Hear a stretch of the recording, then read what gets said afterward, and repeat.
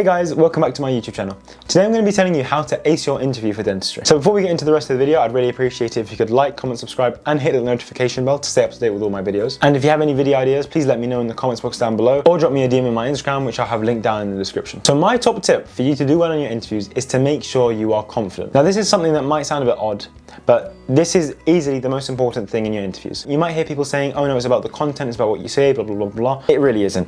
The way that you present yourself is very, very, very important in the interview. Confidence is a key factor and it shows the ability to have good communication skills, something that is very important in dentistry as a whole. This is something very important to note in the interview because your confidence shows your ability to communicate effectively, and this is a very important skill in dentistry as a whole. So you need to make sure that when you do your interview, you come across as confident and articulate. Now you might be thinking, how can I train my confidence? My best tip is to make sure that you do a lot of practice at home. Let's say you know that you're a person that's a bit shy and you don't really communicate very well. That's fine. You just need to put a bit of extra work in to get your level up. One thing that you can do is to go online and search up different interview questions or different interview styles and practice at home with your parents or with your siblings. And once you have your list of questions that you have for the interview, you should ask your parents and siblings to test you. So they can ask you questions related to dentistry or just general interview questions that you find online. This is an easy way for you to get comfortable with interviews and to get comfortable with talking effectively. Because with your parents and your siblings, they'll be honest with you and they'll tell you if you're speaking confidently, correctly, or what things need improvement. It's very important for you to ask your parents and siblings to ask you what things you should improve to make sure that you do better in your interviews. Of course, this isn't the only thing you can do. You can apply to courses online for interview practice and stuff like that, but I personally think that's a bit of a waste of money. On top of using your parents and siblings, let's say they're not very keen on helping you, you can get involved with your societies at school. I know that some schools have medical societies and dental societies and they do mock interviews, so you should try and get involved with that. And if your school doesn't have a society like this, that's completely fine. You can look online and you can find that different universities actually offer free interview courses that you can apply to. So for example, when I was applying at Queen Mary's, there was something called SAMDA, S-A-M-D-A, where for one day you could go and you could do like a mock interview. And throughout the day you did mock interviews in MMI style and panel interview style, which are the two different types of questions. And throughout the day you did panel interviews and MMI interviews, which are the two styles of interview that you need to be used to. And within that, they tell you what you did well and what you did badly, etc, etc. Of course, this is only one example of the free courses you can find at universities, but if you look online and you do a bit of research, I'm sure you can find some more. Check out the different societies at different universities as well, because sometimes they offer free interview practice. So just try and be proactive and look online and try and find these free courses. There's also another option, which is the paid interview courses. In my opinion, I think this should be a last resort, or if you're someone that's not very confident in interviews, you should be doing this. With these courses, they will go through different interview types and they have a lot of knowledge. However, it comes at a price and it's normally quite high. So if you want to pay for that, you can, and I don't think it's bad, but I think you should explore all the other options I've mentioned first before you do that. My next tip for doing well in your interview is to make sure that you speak clearly and you get straight to the point. A lot of people get to the interview stage and when they get asked a question, they just waffle on and on and on and they don't get to the point. People think if they talk more, it shows that they understand the topic more, but most of the time it actually shows the opposite. If you can't get straight to the point with your answer, it just shows the interviewer that you haven't understood the question correctly. If you get asked a question, you should be finding an answer that fulfills all the criteria of what the question is asking. You shouldn't be trying to pad out your answer to make it seem more intelligent or make you seem like you understand more than you do, because it just shows the opposite. On top of this, talking too little is a problem as well. So you need to find the right balance. One thing that I do is after I hear the question being asked, I take a second to think about the answer I'm going to say. Taking a quick second to gather your thoughts is very good because it makes sure that you don't just jump into the answer. Because sometimes when you just jump into the answer and the thoughts haven't formed into your mind, you just say some rubbish and you just waste the interviewer's time, and it just shows that you don't really understand the question very well. So you can take a second, think about what you want to say, and then answer the question. Don't waffle and don't rush in. Just try and take your time and answer the question correctly. Obviously, sometimes you might have a question where you don't know the answer and you think, okay, let me just try and waffle and say a load of things so that, at least one thing will be right. But most of the time, this is the wrong approach to take. If you have a question that you find difficult or you don't know the answer to, just tell the interviewer. So many people are afraid to tell the interviewer they don't understand something and they end up wasting time in their interviews and just getting the question wrong. I got asked a question in my King's interview and I did not know how to answer it. At that point, I just asked the interviewer, what does this question mean? I don't really understand what you're asking me. Can you elaborate a bit more? And the interviewer very gladly and very kindly corrected me and told me what things I needed to mention. So some of you might be thinking, oh no, if I ask the interviewer what do they mean, they're going to think that I don't understand and they'll just knock me down. Some of you might be thinking, oh no, I can't ask the interviewer what do they mean because it shows that I don't understand the question and they might mark me down.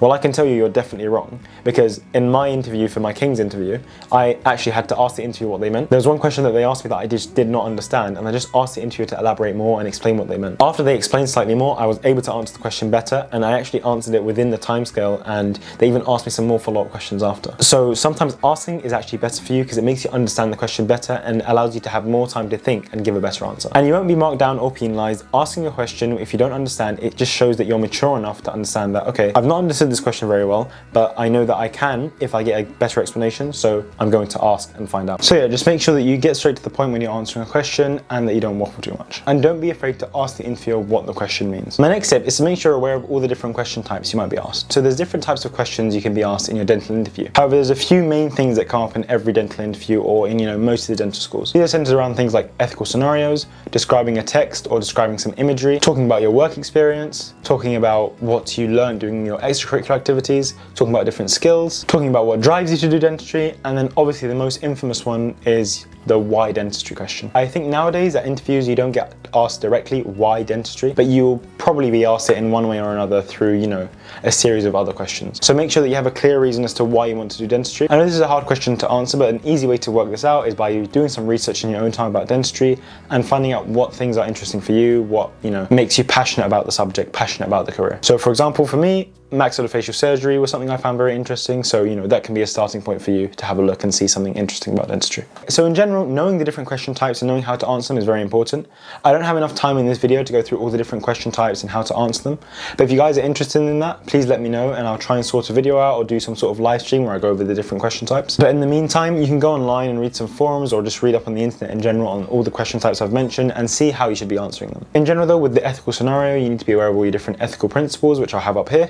And with all your different other things, you should just be confident with the way that you analyze text and analyze data, because you might be given some images where you get told to describe the image, or you might be given some text and told to, pick out the article or just pick out different interesting information in the article, etc, etc. So just be confident with all the different question types I've mentioned, and if you want some more info, just stay tuned with this channel and make sure you subscribe to stay up to date. The next tip is to be aware of what style of interview you're going to be doing at your universities. Bear in mind that for dentistry, you're allowed to apply to 4 different dental universities. Each one's going to have a different style of interview. The 2 main types of style are panel interviews and MMI interviews. MMIs are multiple mini interviews, and these are very different to the panel interviews that are much more traditional when we think of what an interview is. With a panel interview, most of the time you'll have about 3 people in front of you. One of them will be a dentist or like a professor at the university, one will be a dental student, and then the third again will probably be a professor or like someone related to the dental field. In the panel interview, will be tested on different questions over the course of 10 to 20 minutes, and they'll ask you different questions related to dentistry, related to your personal statements sometimes, and just related to you as a person in general. With a panel interview, it's a bit more free-flowing than an MMI because of the fact that it's more based on the conversation and the communication you have with your interviewers. So you can help guide the conversation if you're a confident individual, and you can,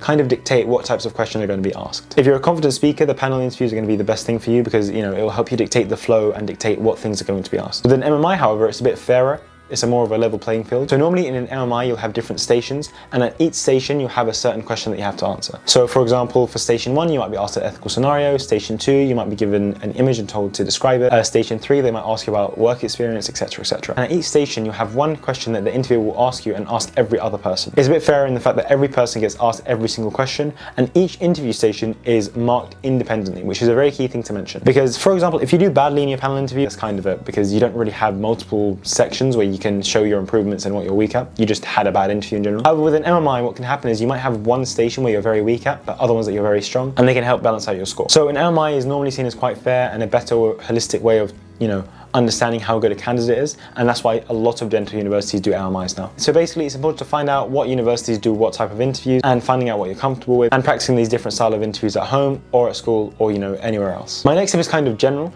and this is based on the understanding that you should be reading your course requirements online. So I've talked about this in a previous video where I talk about boosting your dental school application. However, it's also relevant here. For your interview, they're going to be testing you on a lot of different things related to dentistry. However, if you want to find out the specific things that your university is looking for, you should look at the course requirements page, because there they talk about the different things that they want in a person apart from their grades and their academics. So for example, they might mention, how you need to have like 2 weeks of work experience or shadowing or voluntary work, extracurricular activities, etc, etc. Find out what things the university values more, and make sure you have a few examples lined up in your head about all these different sections that they want you to be good at before you go to the interview. This will make sure that you're more prepared for the interview and that you'll be able to anticipate the types and style of questions that you can be asked. So reading the course requirements page is very important and can really save you a lot of time and give you some insight into what you should be expecting in the interview. And my last tip is, after you've assessed all these different things that I've mentioned, and you've looked at the course requirements page, you've done some practice, etc, etc, it is to have a lot of examples for the different things that you want to mention in your interviews. So in your interview you want to have a few examples of work experience, so different scenarios that you saw in your work experience. You want to have a few examples about skills you've shown. You want to have a few examples to show your passion in dentistry, etc, etc. Having different things to talk about and having multiple things to to talk about will really help you in your interview, because in the interview you might get stressed out at points. But having lots of different examples to talk about will make sure that you can guide your way into the interview and answer the question more effectively to make sure that you help maximize your chance of getting into dental school. So that was my video and I hope you guys enjoyed. I'm planning in the next few weeks to do like a live stream or like a webinar where I go over different interview questions and, you know, just do a live chat with some of you. And if you guys are interested in that, please let me know in the comments down below or just send me a DM on Instagram. And speaking of Instagram, please make sure that you check out my Instagram and my TikTok. And if you enjoyed this video, please make sure that you like, comment, subscribe and hit that notification bell to stay up to date with all the videos that I make. I hope this was helpful and thank you for watching my video.